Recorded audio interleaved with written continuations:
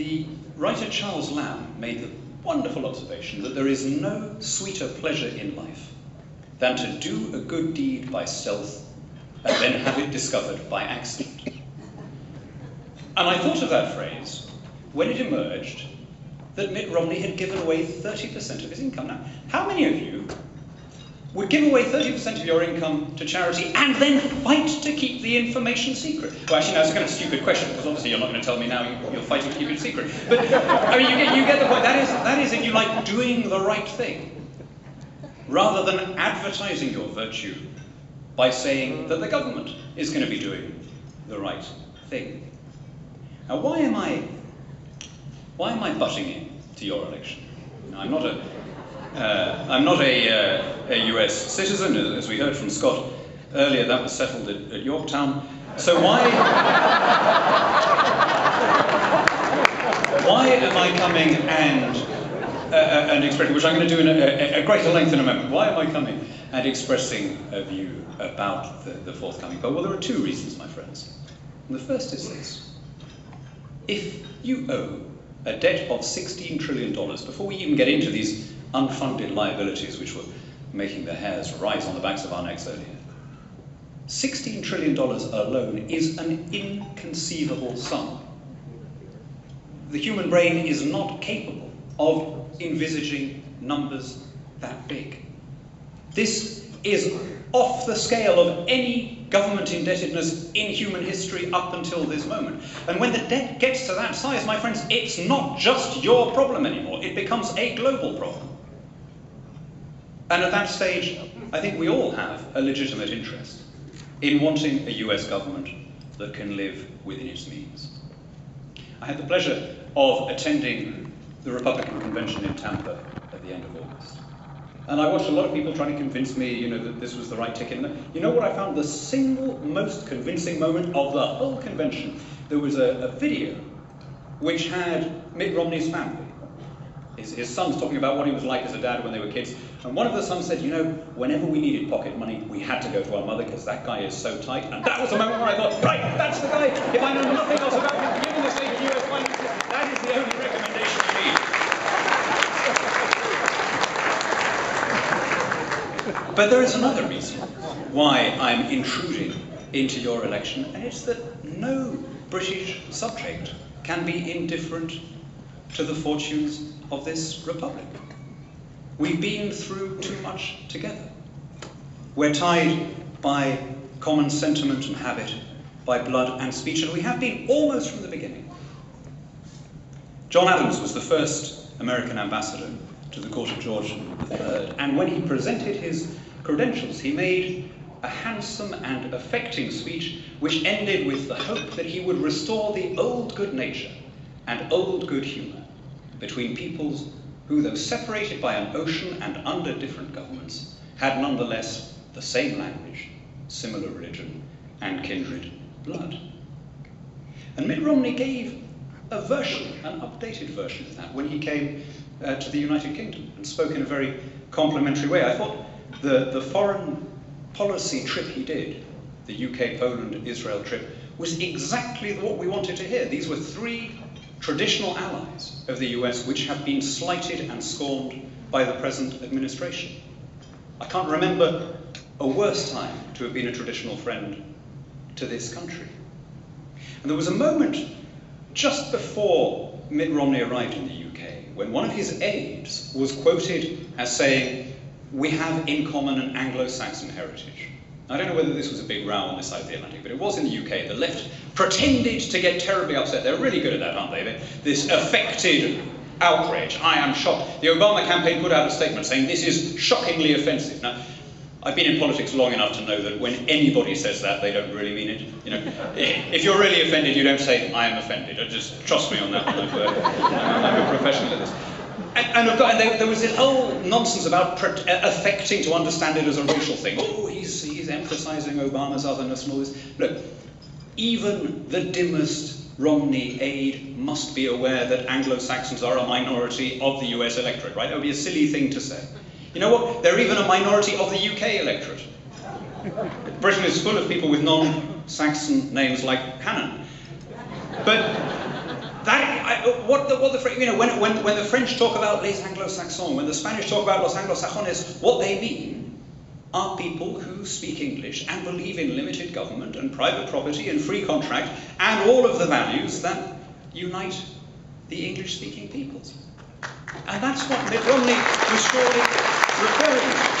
He was talking about this shared heritage of freedom that stretches back through your revolution, back through the Glorious Revolution, back through the English Civil War, back even before the Great Charter, to that inherited folk right of common law.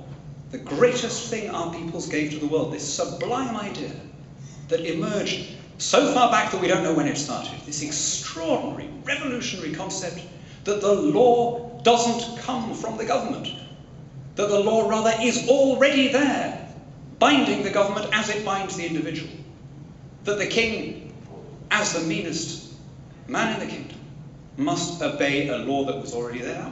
That was our civilization's best export, our supreme gift to the happiness of mankind. And that is our shared ideal. And it's in the name of that ideal that we have stood together through the centuries and fought for freedom.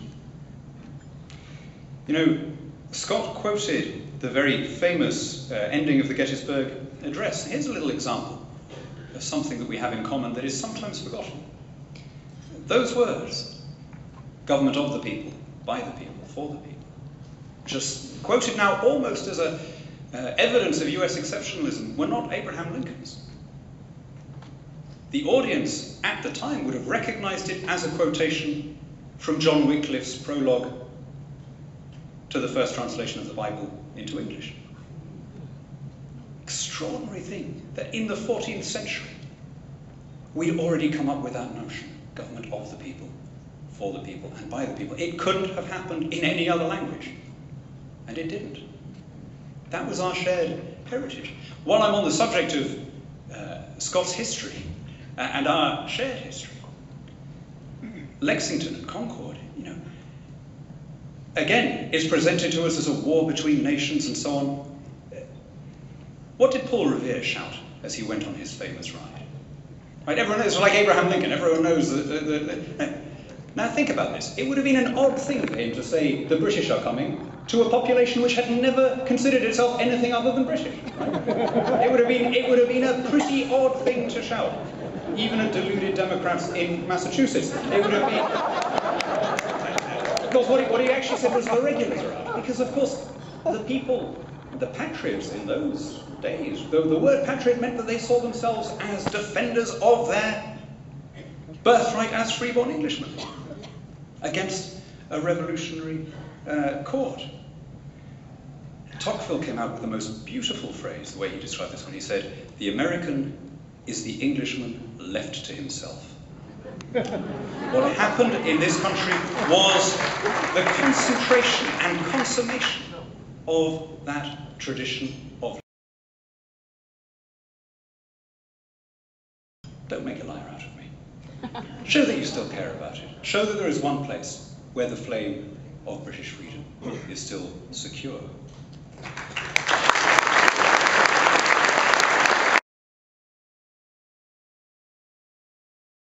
In 1937, the Texan jurist Hannan made the brilliant observation. He said there is a straight line that runs from Runnymede to Philadelphia.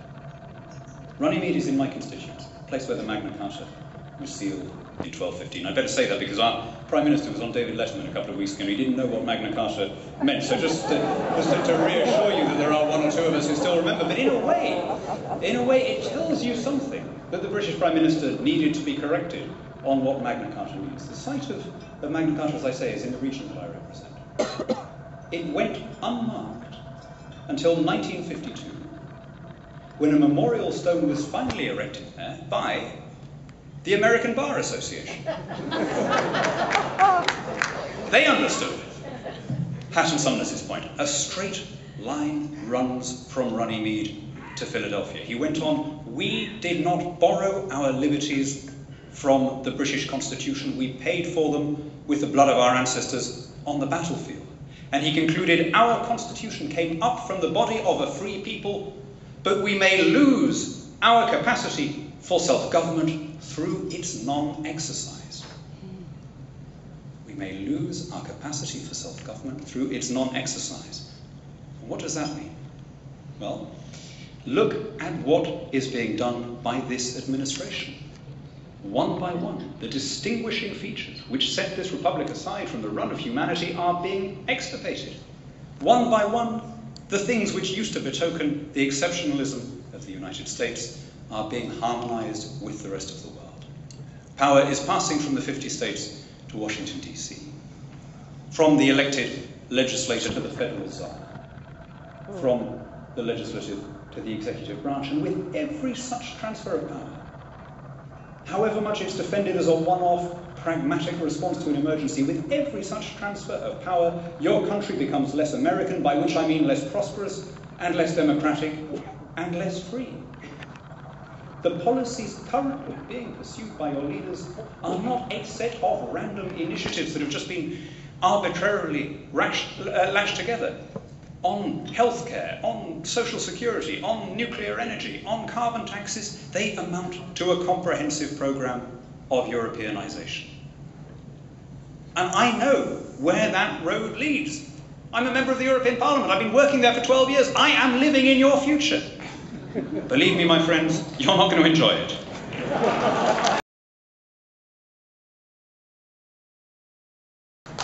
There is, isn't there, a double immorality here. On the one hand, our generation is sustaining a standard of living which is not prepared to pay for by passing on the bill to generations yet to come. That's something that has not happened before in the history of our species. But in doing that, there is another way in which the future generations are being betrayed. They are being cut off from the inheritance which was yours, from the time of the Constitution, or even from the time of Magna Carta or before. The things which set us apart are being extirpated. You might say, well, what are we going to do? You know, in the current mood, people are angry and they're looking for people to blame. The candidate who wants to attack the bankers and tax the rich is always going to win.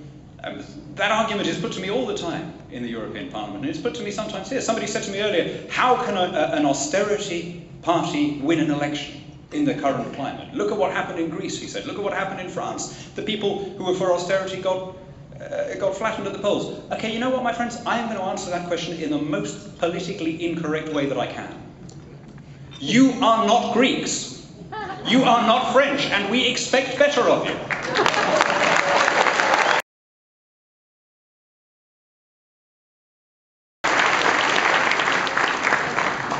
You have 3 weeks to go to the election.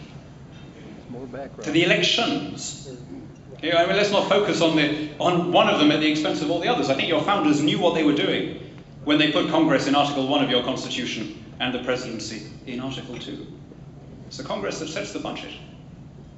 It's successive legislatures that have not lived within their means. And if you want to begin to restore order and sanity to your public finances, it has to be through changing the majority in your legislature so that you once again have people who understand that the money is yours rather than the government's to dispose of as they please.